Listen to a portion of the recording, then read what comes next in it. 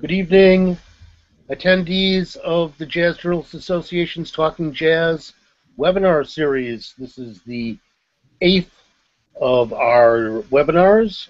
They've been monthly since September 2013. I'm Howard Mandel, president of the Jazz Journalists Association, and talking to you from Brooklyn via the JJA's fabulous headquarters in the cloud. And tonight we're talking about the big publications, the present and future of jazz journalism, with two of the most influential publishers, platform sustainers of jazz, that is Frank Alkire, publisher of Downbeat Magazine, and Michael Ritchie, who's a web entrepreneur behind All About Jazz and Jazz Near You. And I want to mention, of course, that the Talking Jazz webinars are sponsored by the Jazz Cruise with additional support from Century Media Partners. We're very grateful for that. The Jazz Cruise supports us via its Anita E. Berry Educational Foundation. So welcome, panelists.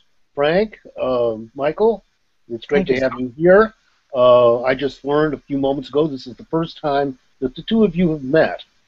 So I don't know how you've been able to avoid each other over the years. We're buried in our office. Exactly. There you go, Frank. But you both have long histories in jazz journalism, and Frank becoming attached to Downbeat in 1989, as I understand, Correct. And then moved up to associate editor in 1992. And I don't know exactly when you took your, associate publisher. Mm-hmm. And Michael having established and launched All About Jazz in 1995. Correct.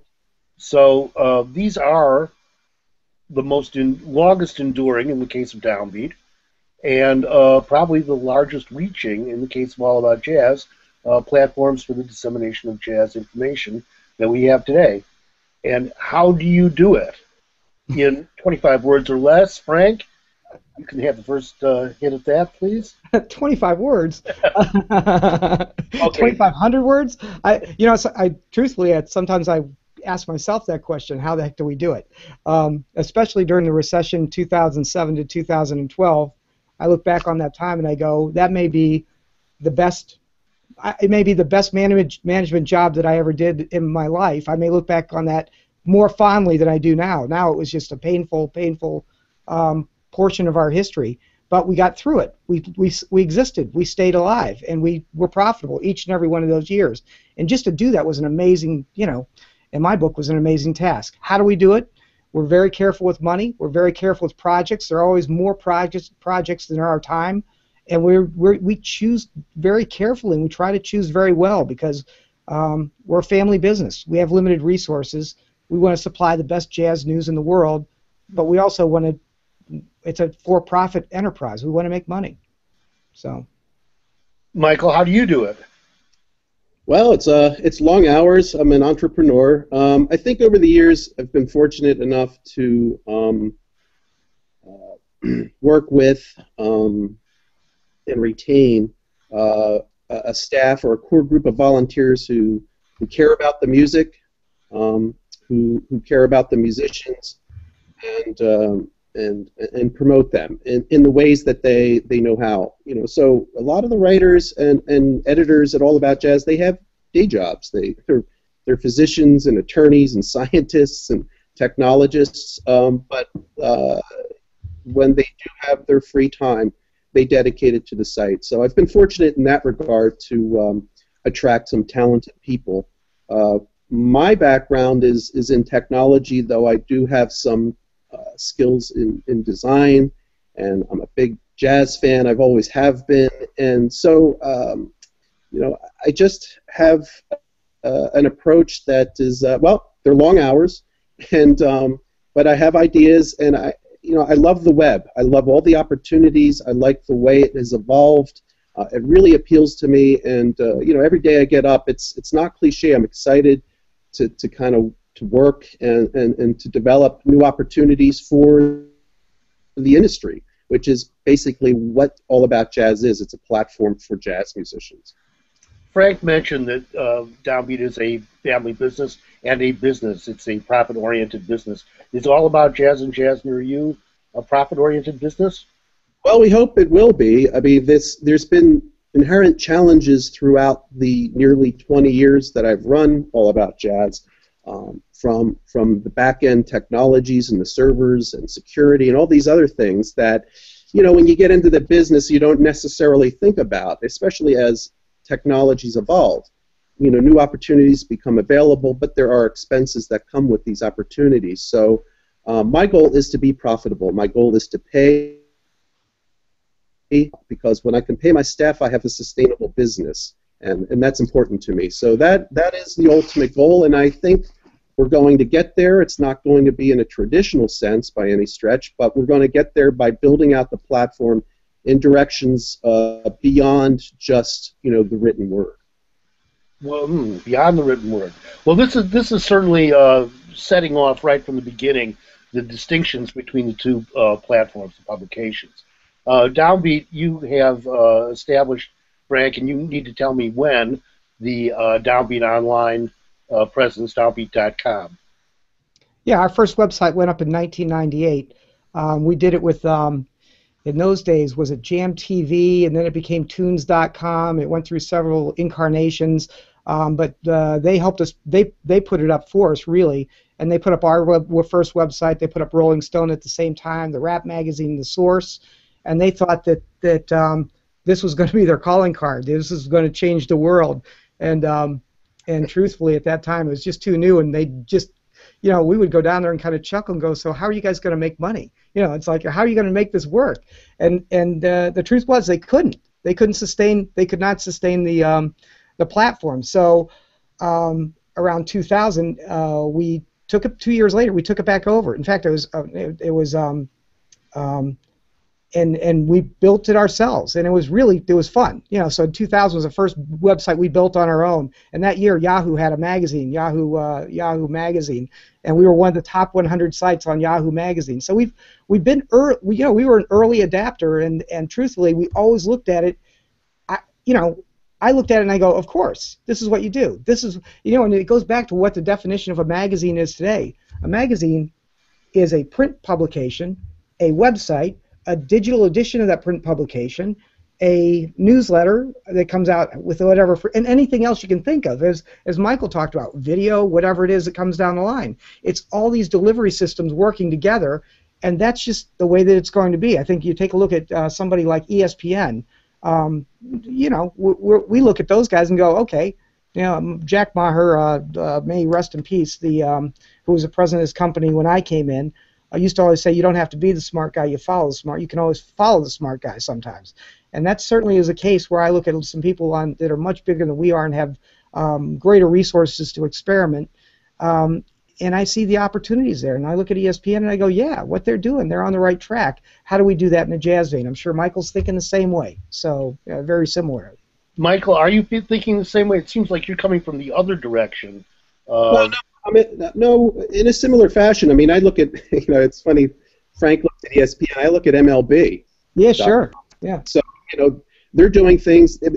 So, I mean, if you look at All About Jazz and what it is, it's now really 6 websites. It's our interviews and album reviews, but it's also a musician database. We have over 60,000 musicians in our database. It's Jazz Near You. We have a very active community, Jazz Near You community in New York and in Philadelphia, one that we're building in Kansas City, in nearly 250 cities around the world. We have a news center where publicists and musicians can post press releases that we will then distribute for them. And we have so what we're doing is, and we have a media section, so you can download MP3s and such. So we're building the platform out in different directions, yet it's still it still uses the same database and it's still integrated. I don't have a traditional publishing background. Like I said, I came from a technical background, so I've had to do things over the years that entrepreneurs have to do. You have to wear several hats, and I think my knowledge in a lot of these areas may not run as deep as perhaps an expert in the field, but it seems as if I know enough about a lot of different things that I can kind of cobble this together and build things out. And I think the vision is also important. I've always had a vision for the site, and you know, we grow, but we perhaps, like Downbeat, have limited resources, and we have to be mindful of that. So that's why we don't always grow as fast as people would hope, or, you know, it's sometimes difficult to keep up with Twitter and Facebook, but that's because they have an army of programmers. So we do the best we can under our, you know, our resource cap, so to speak. Well, of course, I have to go from the journalist perspective on this, and to say that it seems very much that Downbeat is about creating content, and a lot of that begins as print content that is for the print magazine, textual content, and that Jazz Near You certainly, and All About Jazz before that, has depended upon volunteer contributions and a lot of citizen journalism, which is perhaps lightly edited and processed. Is that fair to say? It really depends. I mean, we have volunteer editors as well as volunteer writers. We have a standard. We have guidelines. We try to maintain those standards and guidelines. It's sometimes a challenge to maintain those standards at times, depending on our current staff. So, but overall, I would say we do a fine job. But yeah, I think it's safe to say that, you know, we're citizen journalists at this point. But that might not be the case in the near future. You know, again, I'm working towards paying the staff. That's the goal. And for Howard, if I can throw in a couple Please. things on that standpoint. Please. You know, we come from. I'm a journalist. I grew up as a journalist. I was a newspaper reporter. I came here as a journalist. My first job was the editorial director of this publication. The reason I became the publisher was just because, you know, I felt frustrated because there were other aspects of the magazine, circulation and sales, that I didn't think were moving as quickly as the quality of the journalism that we're putting out was moving. And so, and every time I'd say something about it, the Mahers who owned this company would say, "Fine, how would you fix it?" So that was always but I'm still a journalist at heart, and we pay everybody, you know. And sometimes people say, "Why don't you post more stuff online? Why don't you post this, that, or the other thing?" It's because I'm not going to post anything I can't pay for. It's just, this is my profession. This is my craft. This is what I do for. And Michael's model is Michael's model. For me, it's like we've been able to succeed doing it our way. We're coming from two different places, trying to get to the same goal. He's trying to get people. He's got citizen journalists and trying to get them to be paid journalists. And we're looking at it as, I don't want to put as much stuff out there. I want to put really good information out there. Number one, I refuse to call anything that we put online or in the magazines content. Content is something that a corporation could put out. It's something my Aunt Ethel could put out. It's just like a differentiation in my mind and my view. I don't let people talk about content. It's like we craft articles here. We craft and edit articles and photographs and make them look good and put them together. That to me is what's going to make us successful in the long term. Not how much we put out, but is it good? Is it interesting? Will people read it? It's, you know, and that's we you know, Michael's got a perfectly good model. Lots of people do use this, and they do it. They'll take press releases from publicists. Well, and directly have an outlet where you can just post those online. We chose not to. We choose not to have comments at the end of our articles. It's like if people want to comment, go to Facebook and say, "Did you see this in Downbeat?" or whatever. But I don't want to. I still. And it's very, maybe it's very digital of me, or very unwebsite, or very unsocial media of me. But I look at it and I go, "Here's the article. There it is. You can go comment on it with your friends somewhere else." But I don't want it right at the end of the article. Here's the statement that Downbeat made. If there's a problem with it, send me a letter. You know, here's my email address. But we're not going to have that back and forth dialogue. We have writers who craft articles and put it out there, and we hope that it's interesting enough to maintain an audience. Well, you do have the letters to the editor column in the print edition. Absolutely do. Yeah. But you know, the thing that Michael and the web takes advantage of, which Downbeat, I mean, this is the question, of course, for all magazines, is what about the immediacy element? Because it seems to me like with the dissemination of information, this is one of the things that the web has really changed. that we Blue sky. are waiting around for a monthly now. I mean, this is a difficult thing to do. No, it's a different thing. You've got to realize they're two very different animals. I'm a daily newspaper reporter. I worked for a newspaper that had 5 deadlines. If you think the internet is anything different from what I grew up with, you're wrong. It's like I would write something at 9 o'clock, write something else for the 10 o'clock edition, something else for the 11 o'clock edition. It was right there. I would keep adding to the story. This is really no different to me. It's like it's very much the same. I love the internet because we can put news out the day that it happens or the next day or as soon as we possibly can, but a magazine still has context. It's a different kind of read. And so far, people are like the fact that we still do that magazine, and they're still willing to buy it, and they're still willing to go back into our archives, and they find value in that stuff. It's meant for the long haul. It's not the quick blast. 2 different reads. Well, I'm going to play a little devil's advocate here, and also, because of some affiliation that I've had with Downbeat, I must say, in interest of full disclosure, Downbeat becomes 80 years old in July this year. I have been writing for Downbeat for 40 years this year, so I've been with Downbeat half of my life, or not half of my life. I'm sorry, I'm not 80 years old, but half. You're looking good for 80. Thanks. But for instance, there are things that happen in the jazz world, that don't get reported the next day. And I've got to say, for instance, this year I wrote an article about the NEA Jazz Masters events at Jazz at Lincoln Center. I also came up in daily newspapers. I could have written that piece overnight. And in fact, I did write it overnight and published it in my blog, and then had to be very careful because I had the assignment to write for Downbeat, but that wasn't going to appear for 6 or 8 weeks by the time I got it in. And it's so odd. I mean, although I think the context is nice, the photo's nice, why don't we get that information immediately? Do people really want to read that? It's a matter of arms and legs and curating what goes online and what goes in the magazine, and that's what we do. We look at it and say you don't have to cover everything. It's like and some things we look at and we go, that's more of an important story in the magazine. Some of it's online. Some of it mixes and is on both. But for us, it's just a matter of like curating what's cool that week. And it's like the NEA Jazz Masters is always a great event. Happens every year, and it's like maybe one year we'll immediately get that story up online. The next year we won't, because it happens every year. It's like the festivals and stuff. But it's a matter of curating whatever it was an editorial decision. I don't know why it was made at this point. I can't remember back. It wasn't me that made it. But I think it's just a matter we look at it and we curate what's interesting to the audience now.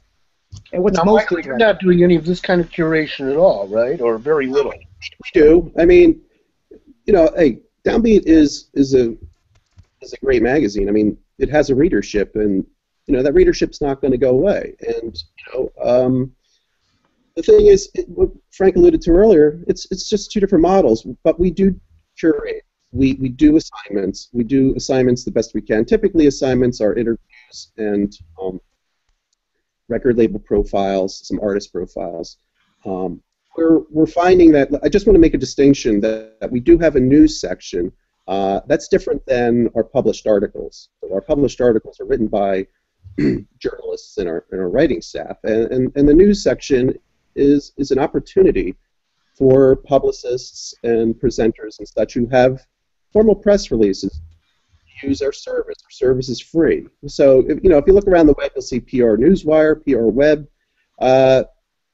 They charge $250 announcement, and they don't do much more than we do. So we provide publicists with an opportunity to get the word out about their client or an event or such. So, and there's a lot of jazz news junkies out there, and so they're looking for this kind of stuff, and they gobble it up. So we provide a service to the publicists, and that's what we do. So, I mean, for me, again, I'm coming from a technical background.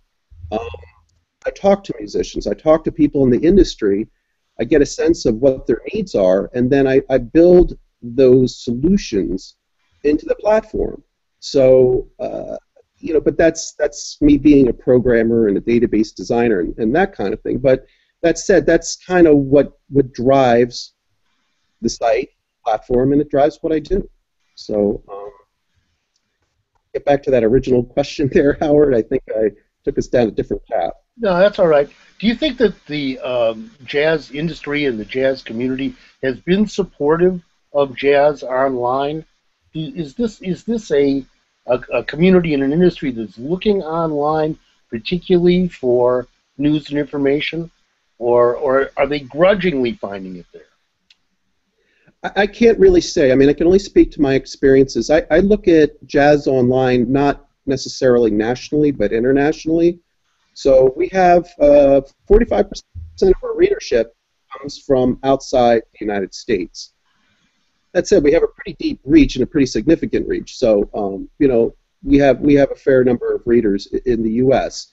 You know, we don't hide our numbers. We publish our numbers. People can see how many times an article is read, and so, you know, you can kind of judge for yourself. It's like, well, how do these numbers actually stack up to other types of publications that are perhaps in music, perhaps outside of music? We all know jazz is a small field and a small industry, a niche music. It has a modest following, but I think an ardent and committed following. So I kind of equate jazz fans to the Mac users of maybe the 80s and 90s. But they were, you could not sell them on a PC. You know, it's just never going to happen. But I don't think people are coming grudgingly to the internet. I think jazz readers perhaps aren't as sophisticated in terms of technology as other music readers. I can say this as an example. With Jazz Near You, we launched Jazz Near You. We promoted Jazz Near You strictly to jazz musicians. And somehow blues musicians and world musicians and singer-songwriters found it and started using it. And these people on the receiving end in these various cities were telling me that these people were not jazz musicians. Now, I had no way of knowing that he was a blues musician or a rock musician, but, you know, we had ways of you know, following up with these musicians and saying this is strictly a jazz thing. But my question was, if blues, rock, singer-songwriter, world music people are using the system, why aren't the jazz musicians using the system?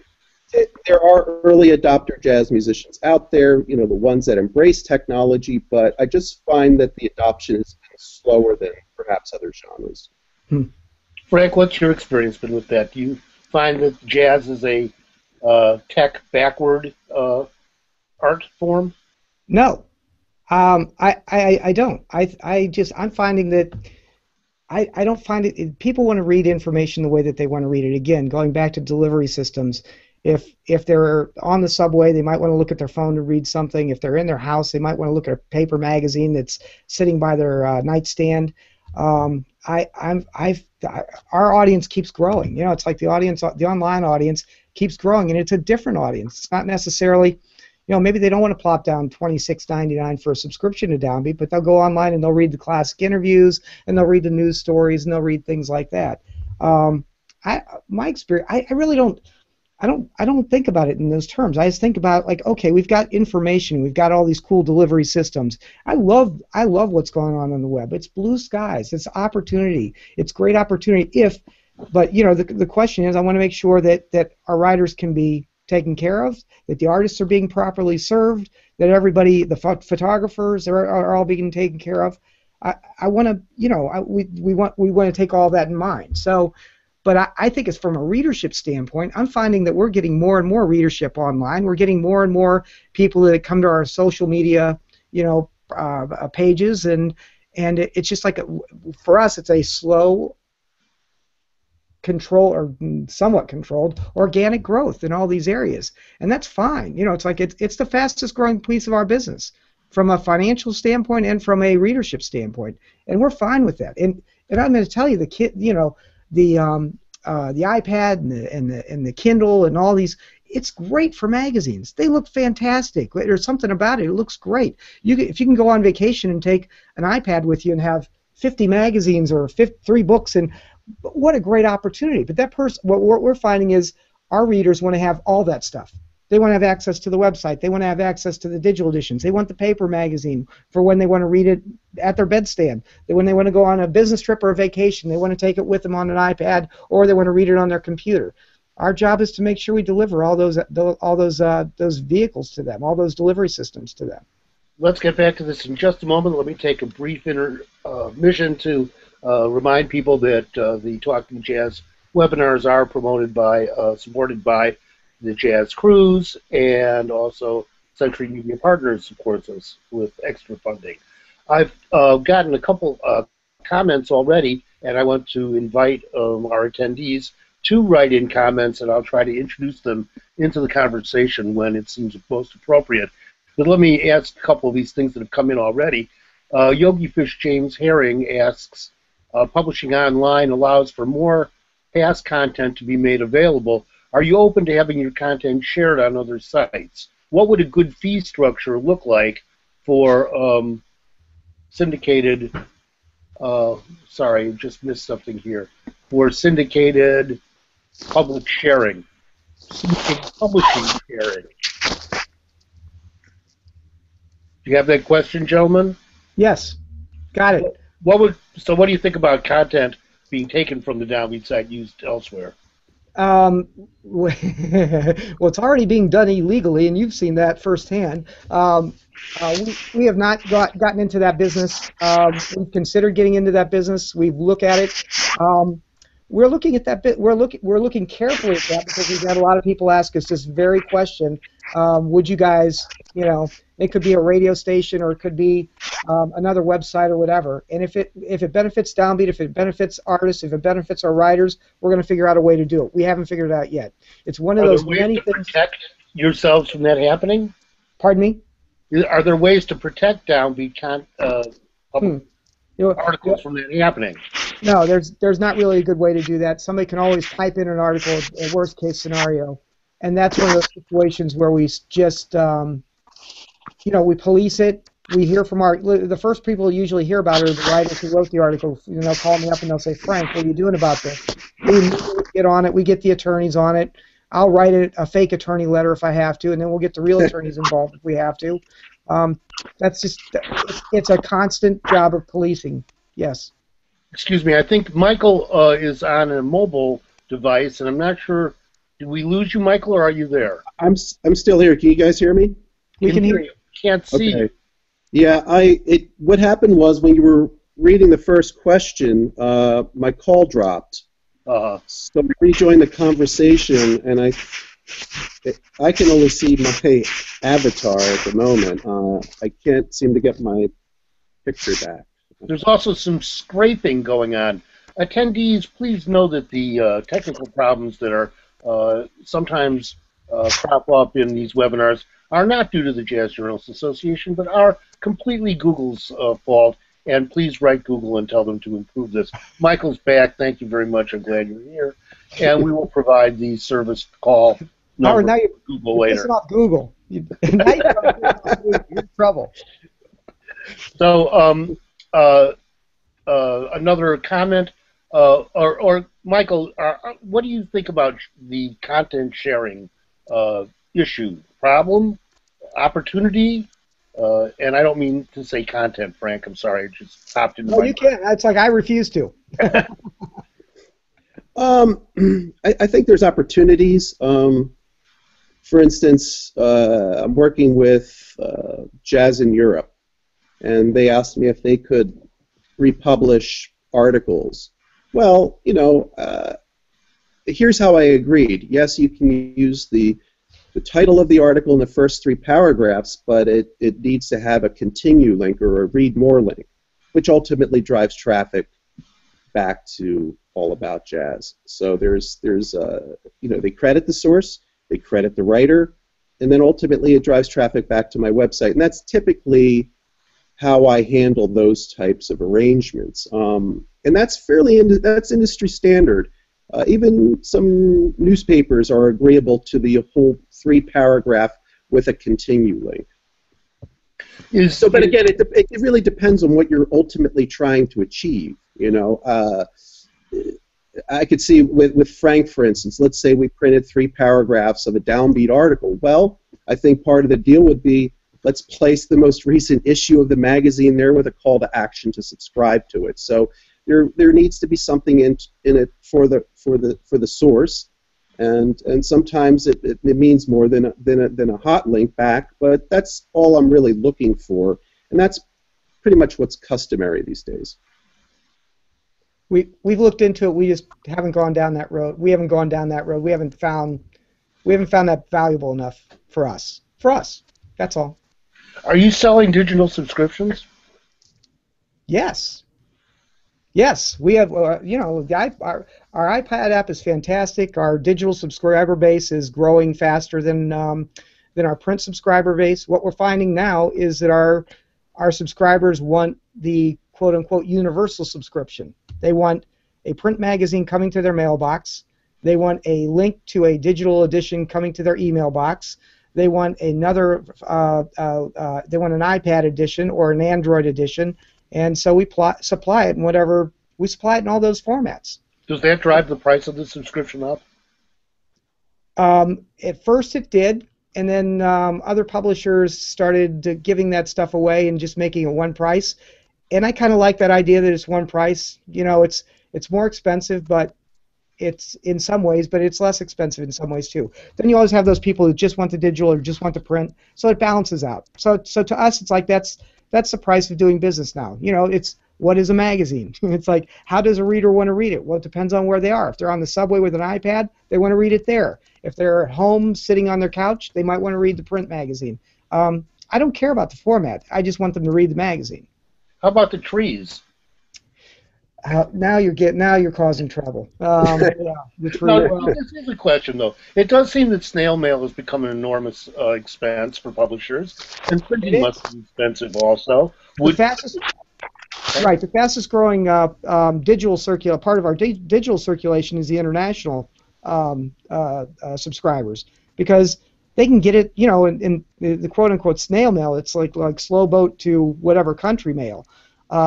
You know, they might not get the magazine for 2 months, but they still get the magazine, and they want the digital edition as well. You know, they want that because they get it at the same time everybody in North America gets it, and even faster. And then they get the print magazine, and they treat it as a work of art. It's really, I love it. It makes me smile. It's like, you know, that's what we do. One time we started putting labels right on the covers and sending them to Europe, and we had like 50 people cancel their subscription that day. So I started emailing to find out why, and they said, you're ruining our cover. The cover's a piece of art, and you're putting a label on top of it. And we said, we'll stop doing that. We'll go back. We'll put that thing in an envelope. It's like, however you want me to look. A golden, you know, do you want it in a golden envelope? I don't care how.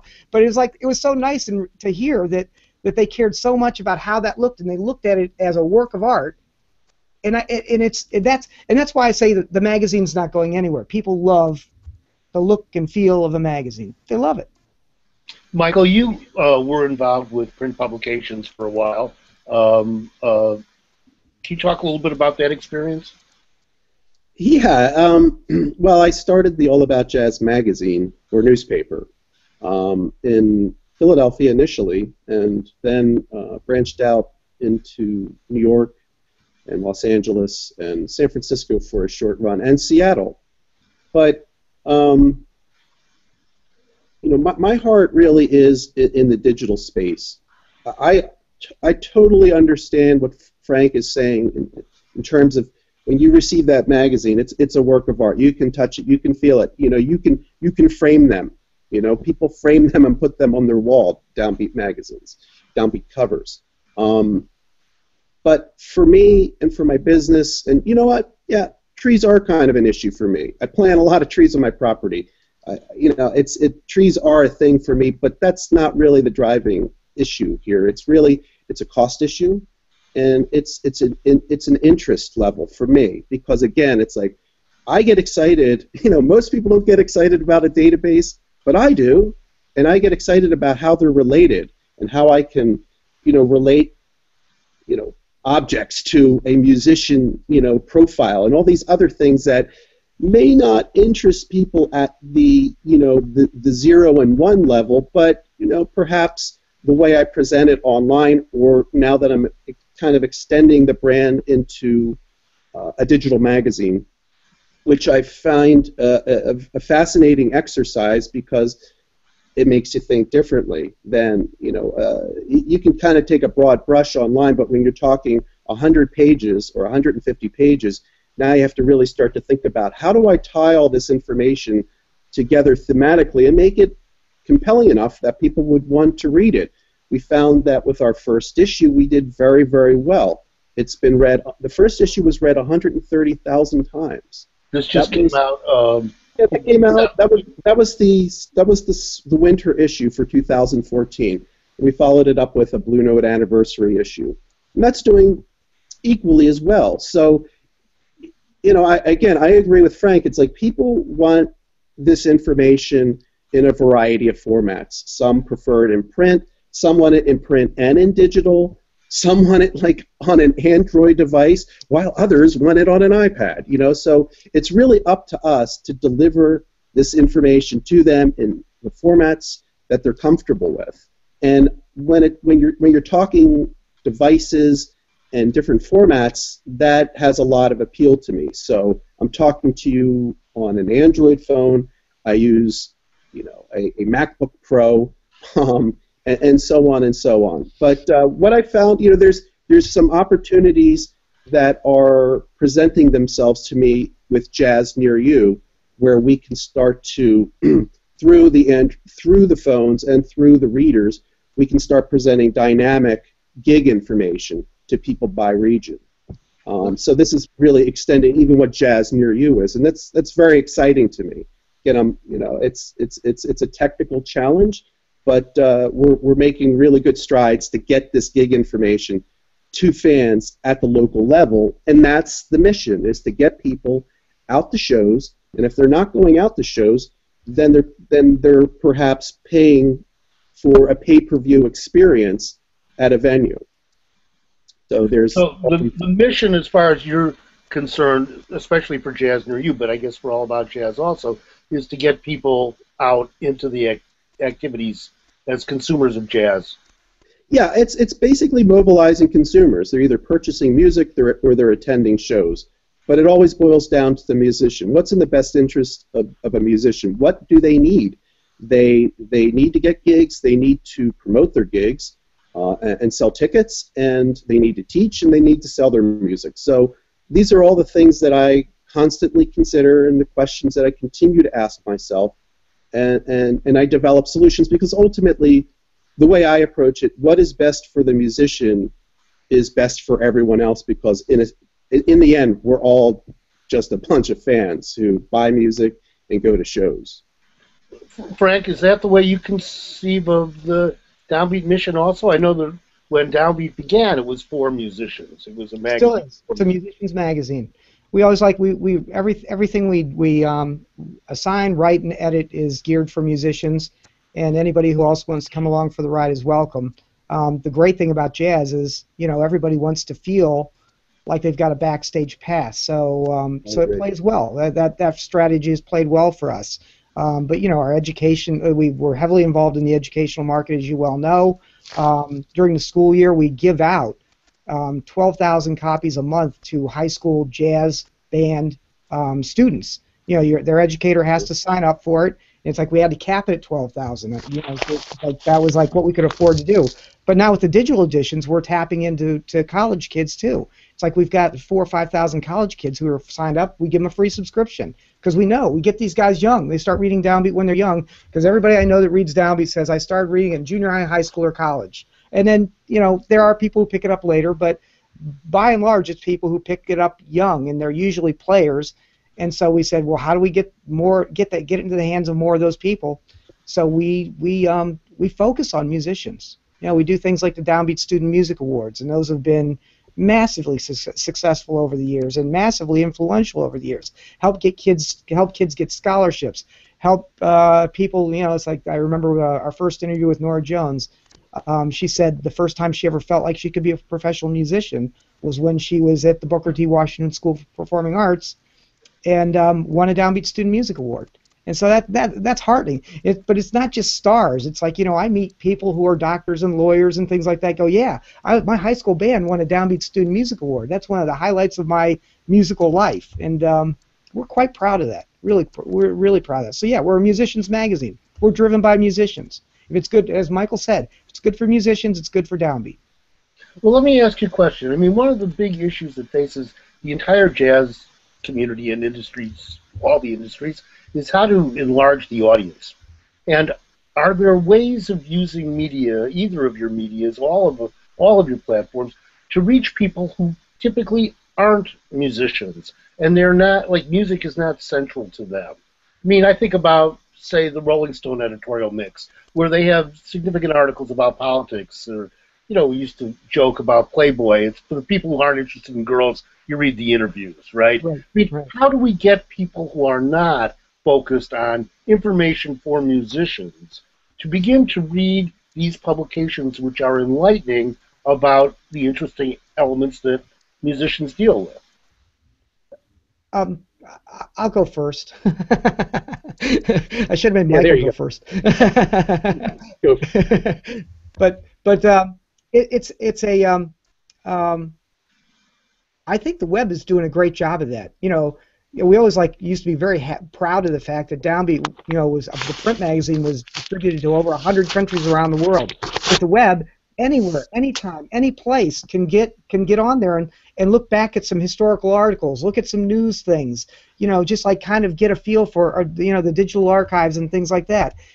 So I think that helps. The web is helping enlarge the audience. Listen, social media is helping involve the audience, because maybe a friend of yours all of a sudden liked something about Dave Douglas, and next thing you know, that person goes and checks out Dave Douglas and says, "Wow, I love this. This is fantastic." And truthfully, the iPod, the iPhone, the whole concept that you can have all this music on this little device in your hand, and I think it's really opened up vast new ways that people listen to stuff, and they don't even think that it's jazz. It's just like, oh, this is cool because it's on my device. So you know, and just to wrap up, I think it's one of the reasons you'll see so many young artists, and I guess this has always happened, but I feel a lot of that is a lot of young artists don't want to be cornered into saying I'm a jazz musician anymore. They're an improvising musician who follows their heart and follows their soul, and you know, for Downbeat, it plays well for us because, you know, jazz, blues, and beyond, that's our mantra. So we try to keep it very open and really open to new ideas and new ways of doing things. And I think that fits really well with the digital generations that have grown up and are growing up now. Michael, again, address the same issue. Are there ways of reaching the people who aren't typically jazz listeners with the kind of coverage and that Jazz Near You and that All About Jazz features?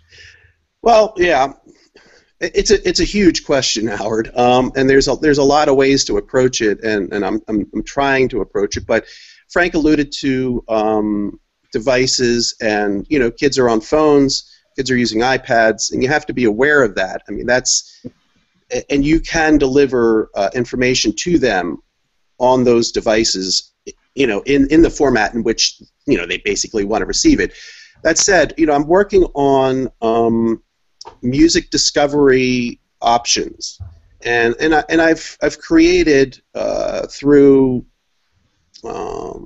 let's say, for instance, with the Echo Nest, which is a music discovery platform. They provide APIs, and you know, if you have the technical wherewithal to read their APIs and incorporate their data into your website, you can set up something like similar artists, which is what we did at our website. So if you like Wayne Shorter, you know, you may also like Miles Davis, and you know, so we have ways in which a younger person can find and discover jazz music, new and old.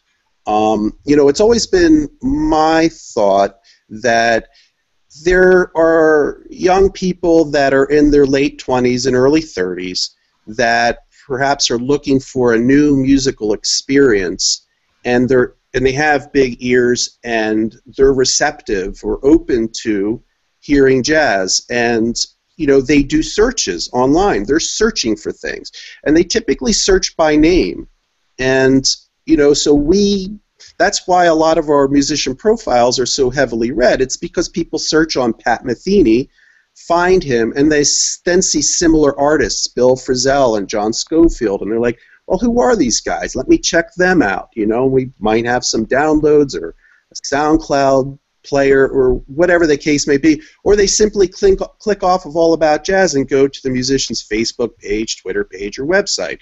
So in a sense, we're a conduit, a portal. You know, they may pick up some things at All About Jazz, but ultimately they may leave and go to Downbeat to get additional information. You know, it's not really a proprietary thing. People who are interested in music, they go everywhere, you know, and they're on their phone, they're on their iPad, they're on their computer, and they know no boundaries. I don't mean to, and again, I'm being, you know, I'm being a little investigative here, but I'm not talking so much about the different platforms or devices, but rather the kinds of coverage. I mean, is best jazz journalism going to be features about individual musicians, or are there stories about jazz, news about jazz, perhaps on the business side, or I mean, I think of the classic Downbeat story about Synanon. You know, it was kind of a controversial story when it was published, and it got attention again outside the jazz world, but it was to read a story that eventually involved a lot of jazz musicians. I mean, are there ways of covering that would contextualize the music so that non-jazz people are interested in coming and reading it here at your platforms, at your jazz-related platforms? Yeah, I mean, again, the audience. I mean, it's tough. It's like, you know, radio is still a driver. You know, young people still listen to the radio. They may be listening to internet radio. They may be listening to Pandora radio. But they, you know, typically I would have to think that their initial experience, discovery, what have you, is through radio. And then ultimately, hopefully, what happens is they're listening to you know, Miles Davis or Dave Douglas, and they're like, well, who's this guy? I want to know more about him. And, of course, then they start searching. But in terms of, like, you know, creating a context, yeah, sure. I mean, we don't do human interest stories, per se, and we're not pandering to a younger audience, though we are, you know, interviewing younger musicians. I mean, you know, in our last Blue Note, that special edition of the Blue Note, you know, the All About Jazz magazine, you know, most of the interviews were with 30-something musicians. Now, does that resonate with young people? Of course it does. You know, young people want to read about people their own age. And so, you know, we try to create a balance of what we cover, you know, young, deserving musicians, as well as unsung heroes and established stars. But yeah, I mean, as far as like providing like a red carpet for young people, it's a very it's a challenge, and you have to kind of work on it on many fronts. And you know, some of it involves technology, some of it involves an editorial strategy. I have a comment here from C.J. Sheem. I've read Downbeat for more than 20 years since I was a teenager, age 32 now.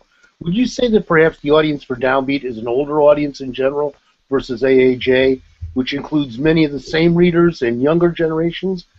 He goes on to say, or she, I don't know which, I enjoy physical product myself, but the digital edition offers more up-to-the-minute news, and I can be made aware of the huge reissue campaign much sooner, for example, than I would if I saw the magazine back in the day. So I guess they're asking whether AAJ is skewed younger than Downbeat, and both of you are basically saying you're approaching the same audiences, right? I don't look at our audience as a demographic. I look at our audience as a psychographic, and it's been the same all the way along. And the funny thing is even like on social media, you look at our Facebook page. In the early days, that was a much younger audience. You know, in the early days when we first got on.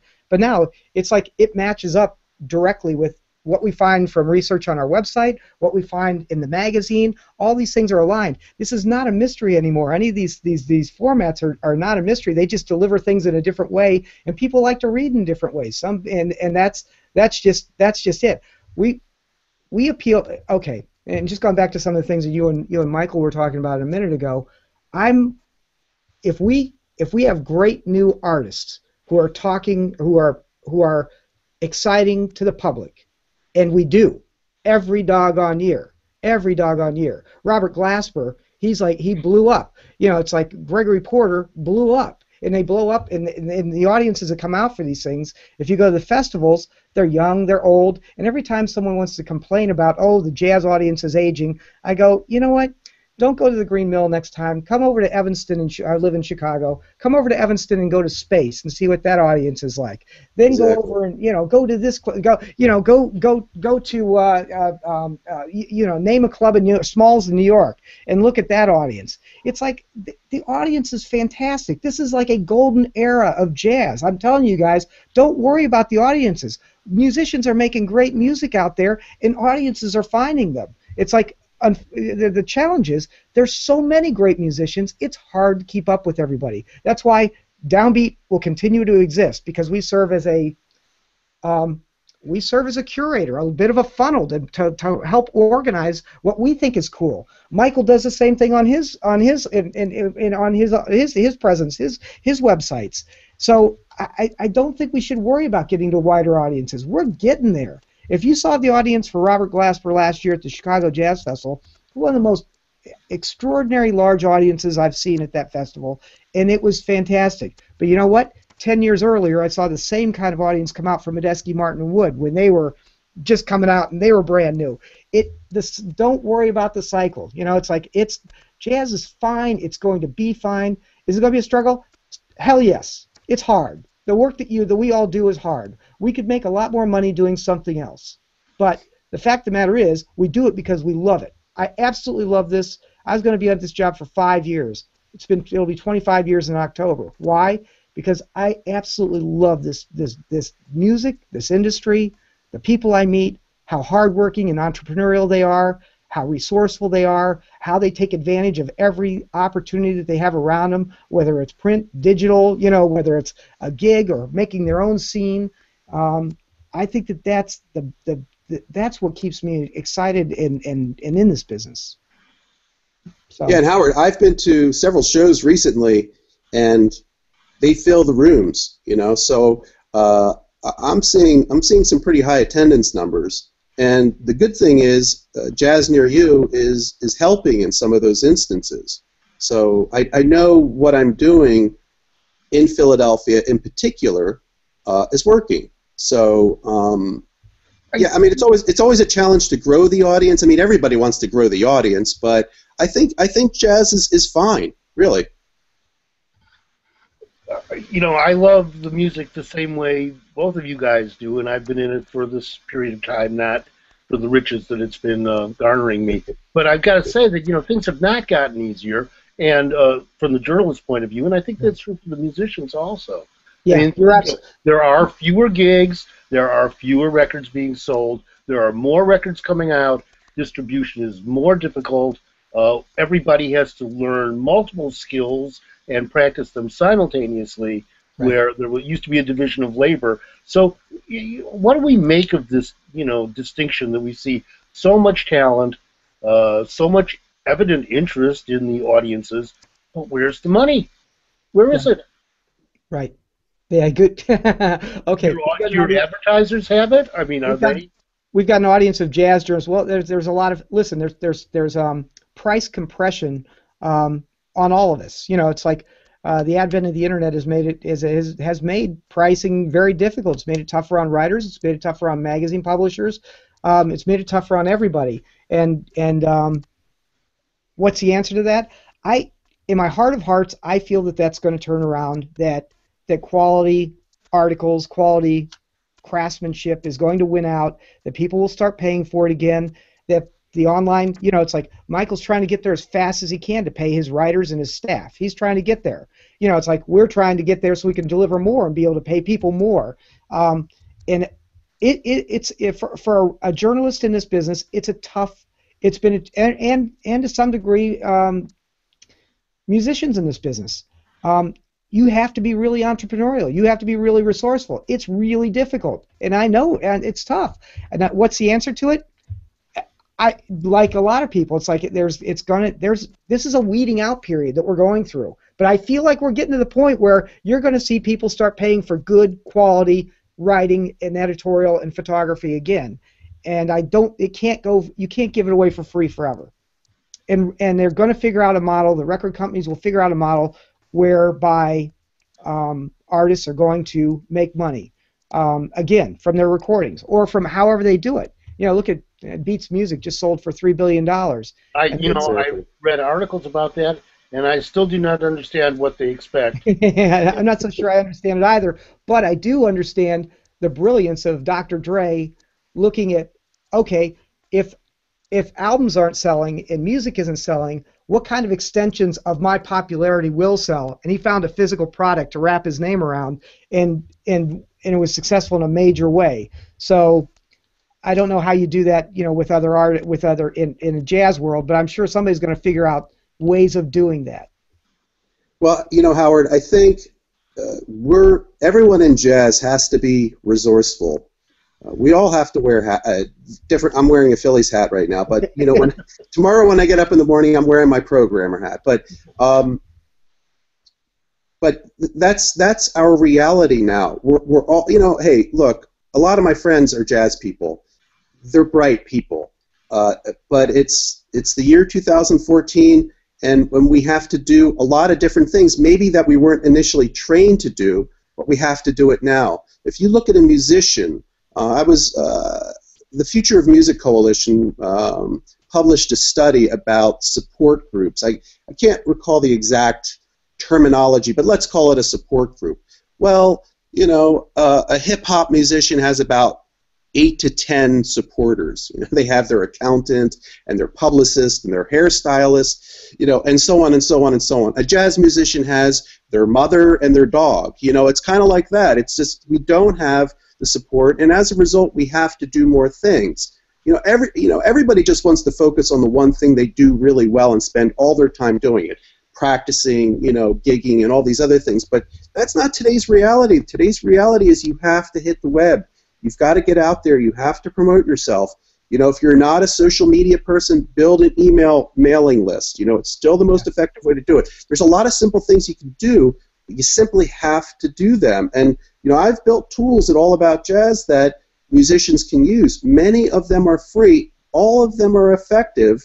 And I used to kind of have to chase the musicians down. They're finding it now. They're using it, and that's a good thing. But I wish there were more technical entrepreneurs in jazz, to be honest. There aren't, and I have to figure that they've gone to other musics because they can make more money, perhaps. But I love the music. I'm like Frank, we're fans first, and that's why we're in it. And I'm still excited about the future. And even now, I'm seeing higher attendance.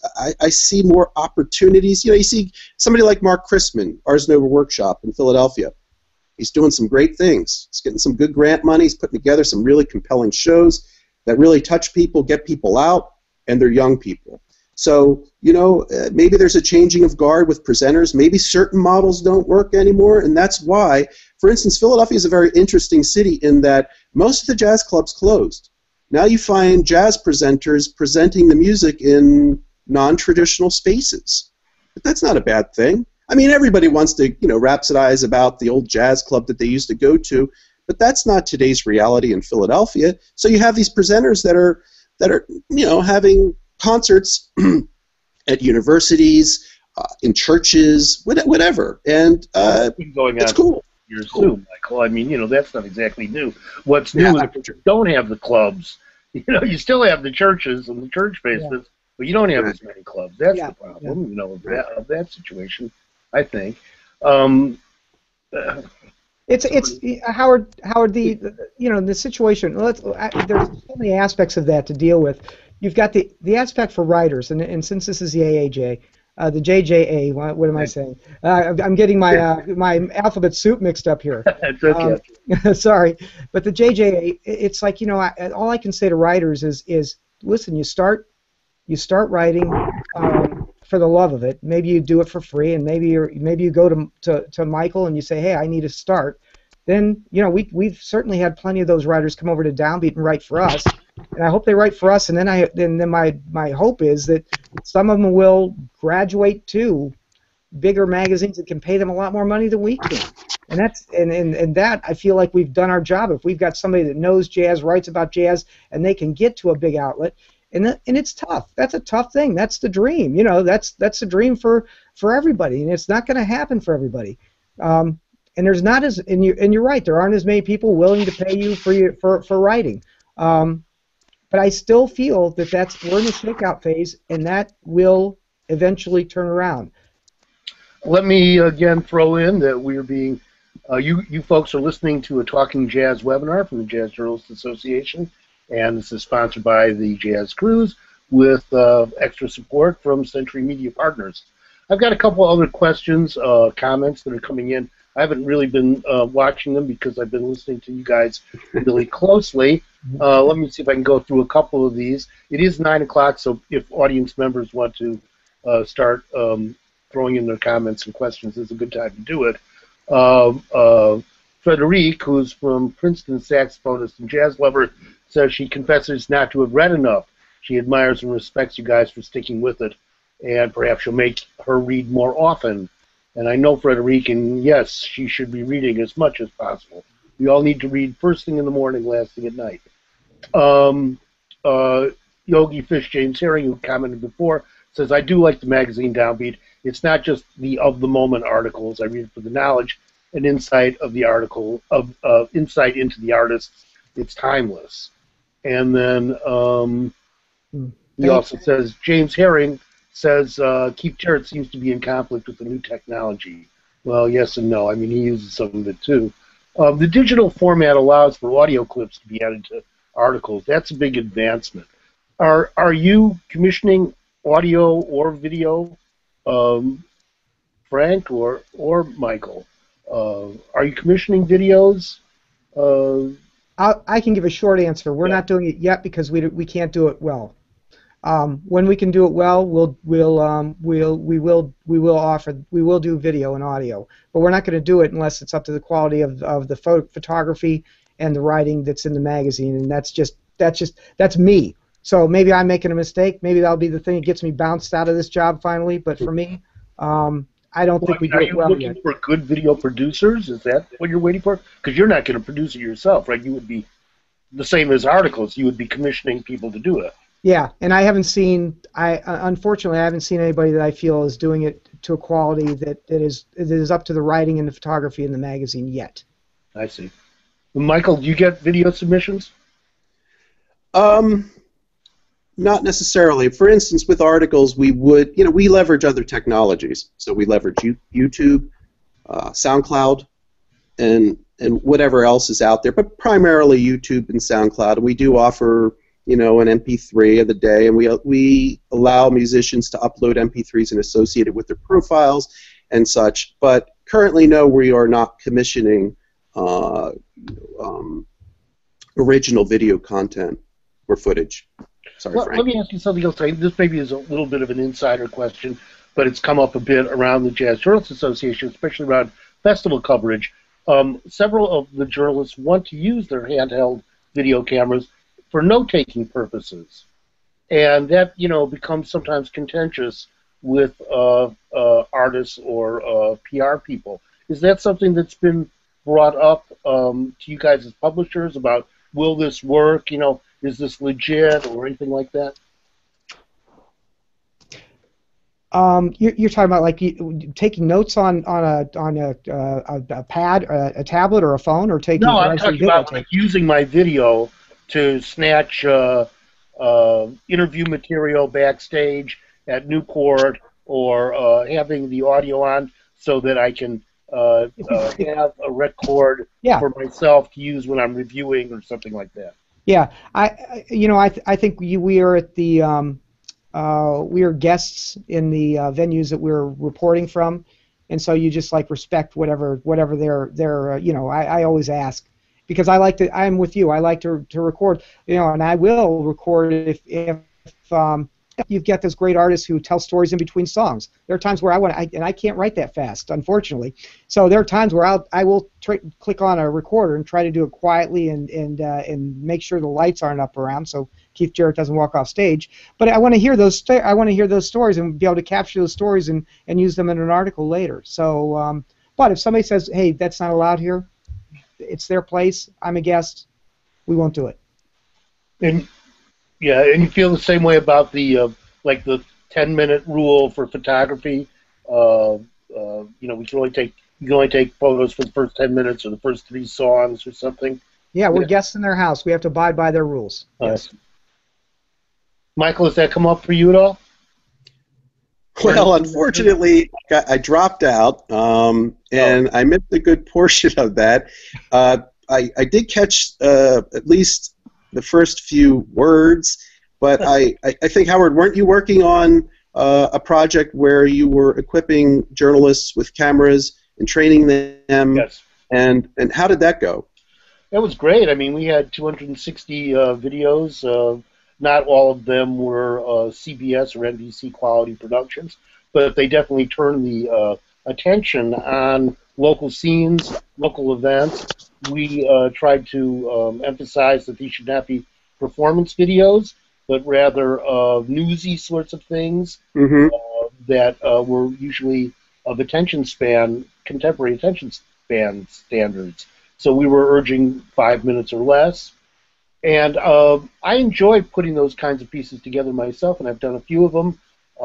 Again, I won't speak to the utmost high standard of video production, but I did one recently on the New Orleans John Batiste and his use of a melodica, or a harmonica board is what he calls it. And just for 3.5 minutes, he's demonstrating why he uses this little instrument. I'm up close with him. He's showing the techniques. I mean, I think it's pretty cute. Now, I offered that to a couple platforms, and they weren't interested. So I put it up myself. And like so much of the stuff that I do, that I put up myself, I might offer it, or I might just say, I know nobody's going to take this, so I'm just going to put it up. Might as well. Well, yeah, I guess I might as well. Or I could be bagging groceries at Whole Foods, or something like that. Because the idea that, I did start writing for free or for very cheap, and fortunately I got into Downbeat that was paying a little bit very early, and I kept at it for a long time. But, gee, I have not gotten any calls from Vanity Fair, and some of us won't. I mean, the guy who's getting the calls from Vanity Fair happens to be the theater critic from the Wall Street Journal. So figure that one out, I think that there is a very strong ceiling and very limited space at the top of the pyramid of jazz journalism. And when you see where, for instance, Gary Giddens has gone, he's still working on his second volume of his Bing Crosby biography, but mostly working at the Louis Levy Biography Center for CUNY, City Universities of New York. So this kind of educational thing is possible. Working as a professional in the jazz journalism world, or in the journalism world at all, is really questionably possible now. Well, you know what, and that's, Howard, that's one of the things for musicians and for journalists. It's like, Martin Mueller over at the New School, he hipped me to a term a few years ago. He goes, it's a portfolio career. So, what's a jazz journalist? Well, you're teaching, you might be teaching 2-3 days a week, have one writing gig that you've got that week, doing some sort of corporate outside the thing job that pays you substantially more than you can make in jazz. You're doing something different every day. It's a freelance life for the vast majority. And don't ever think that I don't know that I am a freaking lucky fool that I landed this job and I'm not in that freelance life. Don't ever think that I don't every day of my life work my butt off and live in fear that I'm going to lose this gig, because it's a rare gig. Even this is a rare gig to have, and I worked my butt off to get here, and I continue to work my butt off to stay here. but a freelance jazz writer is doing the same thing. Musicians, the same thing. It's a portfolio career. Maybe a jingle on Monday, a bar mitzvah on Saturday, Sunday a wedding, Tuesday a gig, late night gig for $50. Occasionally, maybe you get to play town hall or you play Carnegie Hall. But that's the life that we've all chosen in some way, shape, or form. In the case of, I mean, maybe this is a name that rings a bell with us all, but Fred Bouchard. Yeah. Fred, he writes wine reviews, wine and food reviews. He does those things for other publications, so he has a portfolio, as you mentioned, Frank. And so he's doing other things to supplement his income or drive his career. Sure. Maybe that's just what needs to be done. Heck, I've thought about working on technical projects outside of jazz. Right. Because sometimes the money's not there from month to month. It happens. I feel oftentimes I live the life of a jazz musician because it is a month-to-month existence. I'm working to change that, and it will change, but it's still a grind. But there were times where I'd have to get a gig and do something that was outside the jazz world. Just a business. That can be refreshing, can it? What's that? That can be refreshing. Yeah, there you go. Real quick, and one of the things. My job here is not just on. I'm the publisher of 3 magazines. 2 of them are in the music business side. Guys who run retail stores and drum shops, guitar stores, piano stores. So that puts us in a very different spot as a publisher as well. It's like we're tapping into different audiences and different markets and different pools of funds and different things. It's like I do as much trade magazine writing and trade magazine editing and trade magazine management as I do jazz magazine management. It's funny, and it's actually been very good for this company because Downbeat is a consumer magazine that we treat like a little trade magazine, and Music Inc. is a trade magazine that we treat like a consumer business magazine. And that crossover has been really good for us to get the thought process and open up our minds and keep us very creative in what we do. So, do you think there should be more coverage of the business of jazz? Would that be useful for the audience and for the musicians? Yes, and I've actually that's something that I hope to spearhead on the Downbeat side, and I think that's something we can do online. That's not something that's going to be it's not going to be a print magazine kind of thing. It's certainly something we could do as a digital magazine. It's something we could do as an online thing, an online resource to a very select audience of people who want to be in the jazz business, the business of jazz. Yeah, I'm very, very fascinated by that, and I've been looking at that. We've been looking into it. It's one of these, again, how many arms and legs do we have to work on projects, and when do we get to them? But that's something that's been on my dream list of things to get done before I retire from this place, and I think it's very important. Yes. Yeah, we're working on it. DIY and jazz for jazz musicians, very important. They have to do a lot of things to support their career. It's just, and they need to be aware of certain things. Technology for all of us is a challenge to stay on top of, and I feel because I'm in technology, I'm responsible for vetting the kind of information that a jazz musician can use and apply. So I'm always looking for applications for jazz musicians where it's like, okay, this applies to a jazz musician. They can use it in such and such a way. I want to make them aware of it. Whether I'm just rerunning a blog post from Hypebot or I'm crafting some sort of article that helps them through some sort of process or what have you, DIY is really where it's at, and that's what we're going to be focused on moving forward. We'll be doing more of it. We do it now, but we'll be doing more of it in the future. Let me go back to some of the comments that we've been getting. R.J. DeLuke, I think, is a JJA member, and you guys know him as a contributor. He says, young people are now doing the same with AAJ. I don't know what he was referring to. I get emails often from all over the globe seeking more info on people. Whoops, wait a minute. Seeking more info from people that I've written about for AAJ. How can I find out more? And that means not many. That means many have not written, but rather just went off on their own search. Most people don't write authors. So he was speaking to you guys being starters for information searches for young musicians. Yeah. I mean, I spend time on search engine optimization. That's one of the reasons why these articles are so highly read. And that has an appeal to a writer because it kind of puts them front and center on an international stage where their words are being, read by a fair amount of people.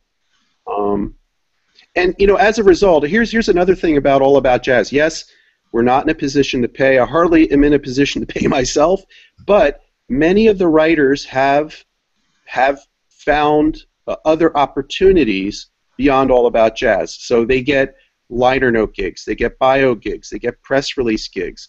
They may write for some of the other magazines or some other websites that perhaps don't necessarily cover jazz, but they're music writers, so they'll write for other music websites. So we're not necessarily the minor leagues or a launching pad for writers. Some stick around and some are very happy with the arrangement. That said, we do have a path for writers, and the ones that have worked it have gotten those paid gigs. Let me go back to some other comments. This is Yogi Fish James Herring again saying Downbeat covered the South African apartheid issues before anybody else as it related to musicians being restricted. So that was in reference to my questioning about whether contextual articles were... And you know what, and Howard, if I can real quickly comment on that, it's like I always look at Downbeat as the world is told through the eyes of improvising musicians. It's like the stories, you have to reflect what's going on. It's like, and there have been some great articles. It's like there was in the early 60s the Jazz in a Nazi concentration camp article. Some of the race articles that came out, they were, just out of critics saying really stupid things. And then the articles that came out as a result of that are just eye-opening and astounding in what they were able to say and the honesty and the openness that happened there. So I always look at Downbeat and say, when there's a war going on, you'll see Downbeat writing about people that go over and entertain the troops or people that went off to war and came back and to their music careers later. When times are lean, you see Downbeat writing about artists who are dealing with recession or with slavery or with injustice or with whatever it is. It's like we reflect society as it's told by jazz artists, improvising artists.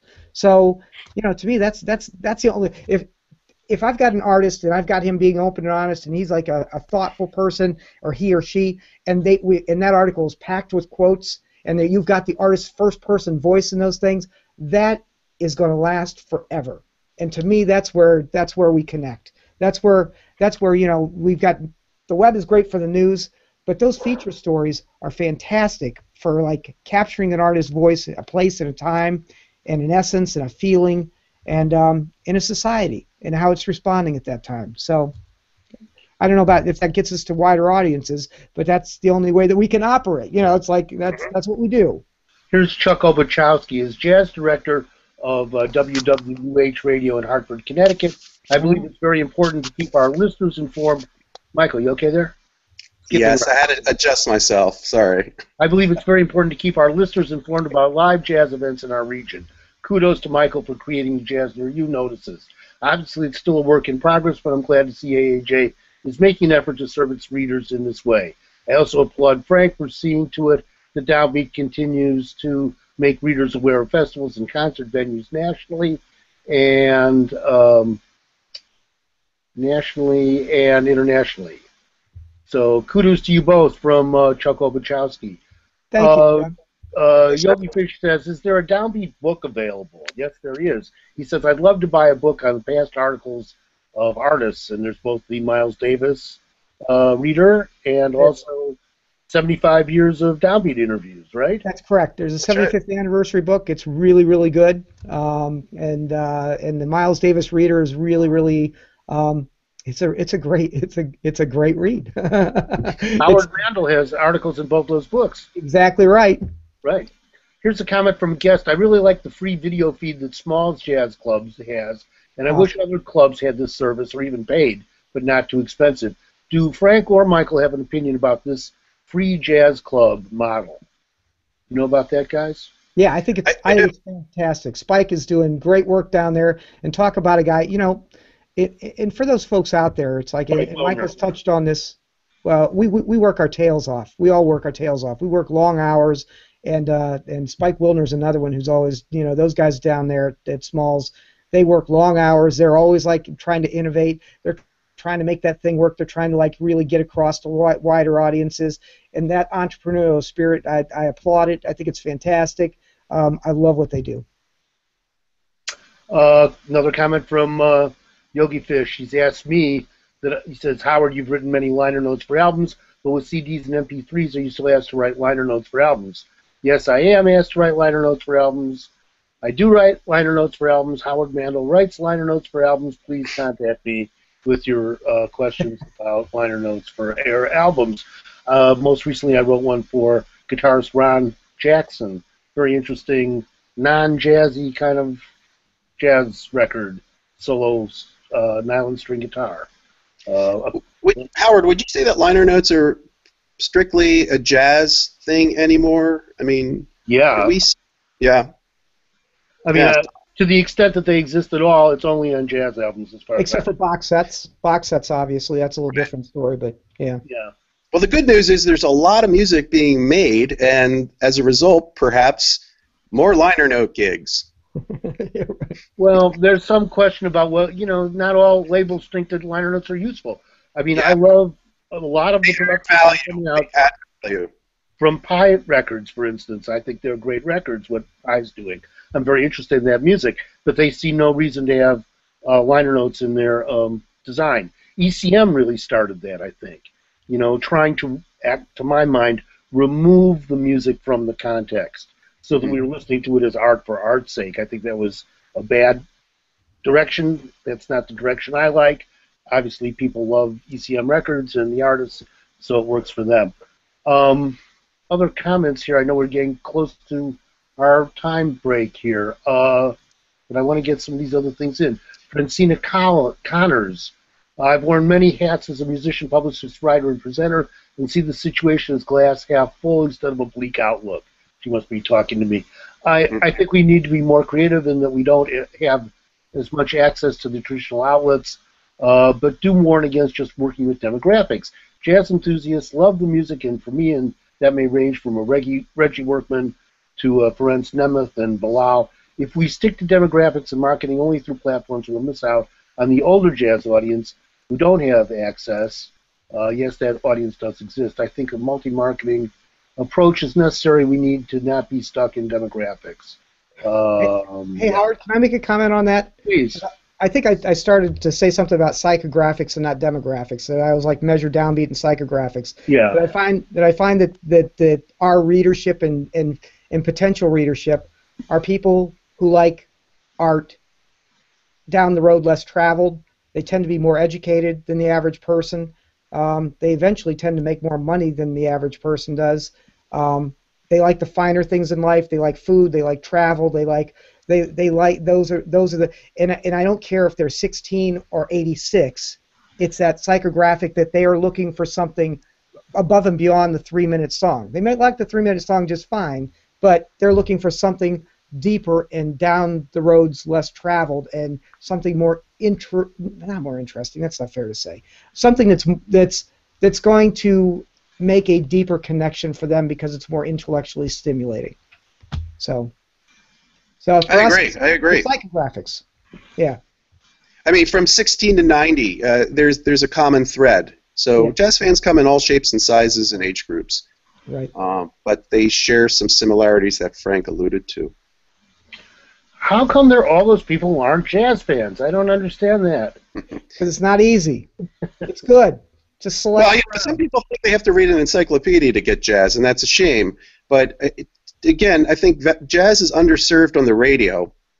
That's really what's kind of that's hurt us in a sense. And I think if there were more opportunities online to hear the music, I think there would be greater discovery as a result. Well, can there? I mean, you know, anybody can go to Spotify. I can't keep Spotify off of my desktop. I tried Right. to. Or Pandora is easily available too. But Right. people don't know where to go to search. Right. I mean, you can self-curate, but that's where maybe Frank and I come in. You know, we're curators. We're trying to act as a filter of sorts to kind of give you a start, and then, you know, you go from there. But, I mean, I'm not a heavy Spotify user, so I really can't speak to it. Yeah. We actually we're yeah. doing something with Beats Music that, you know, they have that curation aspect where instead of using they use algorithms to some point, but they also have quote unquote expert curators on their site who put up playlists, and we're one of those curators, and it'll be interesting to see how their model works out. I find it really interesting, and I like doing playlists for them. You know, it's like all of our editors will chip in, and we'll, like, you know, oh, I'll do something on Fusion this week. I'll do something on. I just heard this great Wadada Leo Smith thing the other day. Makes me want to do a playlist. So it's like that. I like the idea that it gets it out. You know, that we can actually help maybe shape and maybe lead some people down some roads that they didn't think about before. And you believe that the power of the press still translates into authority that young people can trust, and that they want that kind of guidance, and it's not that everybody's just spouting their opinions, so the downbeat opinion is just the same as my cousin's or something. If I didn't believe that, then I would quit tomorrow. Mm-hmm. Yeah, and I tell you, you know, look at the year-end list numbers when we run year-end lists. They're always the most popular. People are looking for guidance, especially in jazz. You know, they may not have the kind of knowledge, the deep knowledge of the music that they may have of another genre, so they are reliant on us to guide them in a sense. Well, this is very good news to me and to readers and to musicians, and none of us want any of you guys to quit tomorrow, what you're doing. You know, we do want to see ad revenues allow Michael to start paying contributors on a regular basis. We want to see resources grow so that Frank can have produced video. That would be a nice thing, and open up to more viewers also. And I really want to thank you both for spending some time with the Jazz Journalists Association Talking Jazz webinars tonight. Hope I have not pressed you to discomfort zones. And not at all. Good. Howard, I have to say, you know, it's funny. I spoke to George Claben at Residence Records last week, and he said, you know, Richie, they can cut off your finger and it'll grow right back. It's like, you know, it's like I'm always there. I'm not going anywhere. So. Well, I think we'll all be going to maybe Newport or someplace where we see each other. Absolutely. So thanks again. This has been Frank Alkire from Downbeat Magazine, Michael Ritchie from DIY, All About Jazz and Jazz Near You, and I'm Howard Mandel, president of the Jazz Journalists Association. I want to remind people that the JJA's June 11th, 18th anniversary jazz party in New York. Tickets are on sale now. If you're interested in joining us from 3:30 to 5:30 to hear Sheila Jordan with Cameron Brown and Stephanie Richards' trumpet quartet and Elio Villafranca's jazz syncopators, and rub shoulders with the most elite of jazz journalists, please go to JJA News and click through for ticket sales. Tickets are available to the public.